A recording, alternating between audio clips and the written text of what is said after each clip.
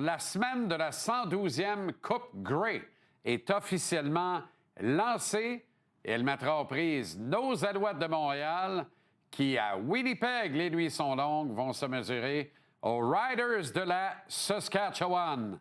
Sur place à Winnipeg, il est déjà rendu, mon camarade Benoît Rioux du Journal de Montréal et du Journal de Québec. Benoît, comment ça va?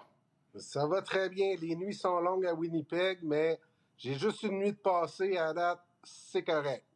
Parle-moi de ça. Il y a évidemment une grande question dans l'entourage des Alouettes et elle concerne l'état de santé du jeune quart vedette Davis Alexander. Les nouvelles semblent vouloir être rassurantes. Qu'en est-il exactement de ce que tu as pu glaner à gauche et à droite, Benoît? Bien, c'est le sujet incontournable de la semaine, là, autant du côté des Alouettes que du côté des Rough Riders, évidemment. Là, ce qu'on sait, c'est que Davis Alexander va être le carrière partant des Alouettes. Il y a eu des bonnes nouvelles des médecins, donc il va jouer. Ceci étant dit, c'est sûr que du côté de Jason Maas, on se prépare à différents scénarios. C'est-à-dire que oui, Alexander va jouer, mais il faut tenir compte de, sa condition de santé, puis peut-être du fait qu'il ne pourra peut-être pas jouer tout le match, mais juste en étant présent, on sait que les courses vont peut-être être moins nombreuses. Puis là, ben présentement, c'est Jason Maas qui est questionné là-dessus. Il y a Corey Mace, qui est l'entraîneur-chef des Rough Riders, qui en tient compte aussi pour préparer dans son équipe. Puis je vais te faire une prédiction, JC. D'ici la fin de la semaine, là, Jason Maas, il va se fâcher. Parce que là, c'est correct. Il répond aux questions des médias, mais personne lâche le morceau. Puis je sens que Jason Maas, là, maintenant, va peut-être perdre patience. Là. Je le connais un peu. Puis, mais on va voir. C'est sûr que le sujet est incontournable. On veut dire, c'est le corps arrière. Donc, on va voir tout au long de la semaine là, comment que les Alouettes vont se préparer. Puis on va le voir à l'entraînement bientôt. Well, I got to see him this morning, and I'll see him again for a team meeting, and then he'll be watching film and doing all of the other things throughout the day. I'm trying to focus on some other things. I know everyone wants to focus on Davis. We've got to put together a game plan and all those things, but he'll be a part of it. And obviously, I'll talk with Danny and the staff and the medical staff and always be mindful of what Davis is doing. Well, we're going to be prepared for every scenario. And obviously, you know, you have to be. I mean, we run a certain system and we do certain things. And it's always, you know, a lot of it is based on the opponent. And so we'll look at and decide what we can and cannot do. We do have 3 quarterbacks around the roster, and you have to have stuff on there all the times for all 3 of them.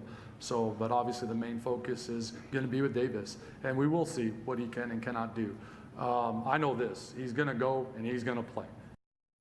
OK. La beauté, lorsque les Alouettes ont un adversaire dans la Ligue canadienne, c'est qu'il y a toujours des Québécois qui y logent parce qu'ils pullulent aux 4 coins du circuit. C'est le cas du receveur de passe Samuel Emilus, qui sera contre l'équipe de son enfance, quelque part, ce dimanche. Absolument. Écoute, j'ai écrit un très bon texte là-dessus. Là. J'invite les auditeurs à aller voir sur le site web du Journal de Montréal. Samuel Emilus, qui gagne à être connu. Écoute, pendant la finale de l'Ouest, samedi dernier, 100 verges de gain là, par la voie des airs. Là, donc, une belle combinaison avec Trevor Harris. Puis, effectivement, Emilus, les Alouettes, c'est l'équipe de son enfance. On voit, il porte le numéro 19. Puis ça, il l'a choisi grâce à S.J. Green, qui, à l'époque, était un receveur de passe flamboyant chez les Alouettes de Montréal. Donc, Emilus, évidemment, pour lui, c'est très spécial. À sa première participation à la finale de la Coupe Grey, affronte l'équipe de son enfance. Donc, ça va être à surveiller parce que c'est un très, très, très bon joueur. Puis, il était très content là, qu'on lui pose des questions en français aussi. Donc, ça, pour lui, ça ajoute à la magie de sa semaine. Je m'attends que l'ambiance va être extraordinaire.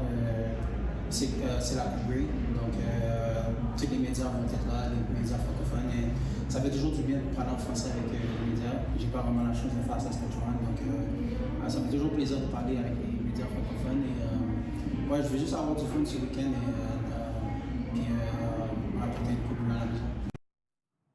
Bon, ça aurait été le fun de l'entendre. Ça avait l'air intéressant, mais la qualité du son, là, on repassera Parle-moi rapidement, là, très rapidement, l'ambiance à Winnipeg. Est-ce qu'on sent que c'est la semaine de la Coupe Grey déjà? Là?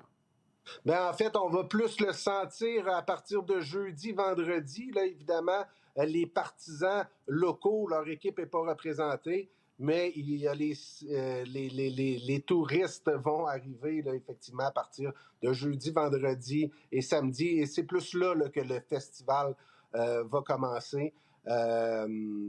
Voilà. OK, Benoît, merci infiniment. On se reparle au cours de la semaine. Yes, merci Bonne beaucoup. soirée et surtout bonne nuit à Winnipeg.